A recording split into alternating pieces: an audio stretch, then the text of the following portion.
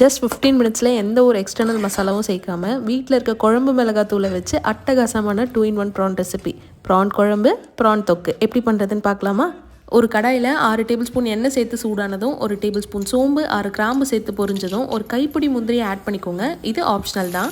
இப்போ நறுக்குன்னு 3 பெரிய வெங்காயம் சேர்த்து நல்லா வதங்கி வந்ததும் 1 டேபிள் ஸ்பூன் இஞ்சி பூண்டு விழுது சேர்த்து நல்லா கலந்து விடுங்க. நல்லா தொக்கு பதத்துக்கு வரட்டும். இப்போ நறுக்குன 3 தக்காளி, 1/2 டேபிள் ஸ்பூன் மஞ்சள்தூள் சேர்த்து நல்லா கலந்து விட்டுருங்க. வெங்காயம் தக்காளியும் நல்லா சுருண்டு வேகட்டும்.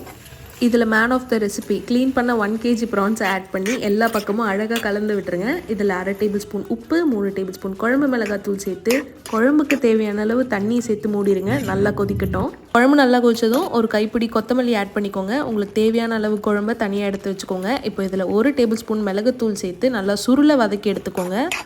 அவ்வளோதான், அட்டகாசமான 2-in-1 ப்ரான் ரெசிபி ரெடி ஆயிடுச்சு. இப்போ மறக்காமல் அரோமா அண்ட் லைஃபை சப்ஸ்கிரைப் பண்ணிடுங்க.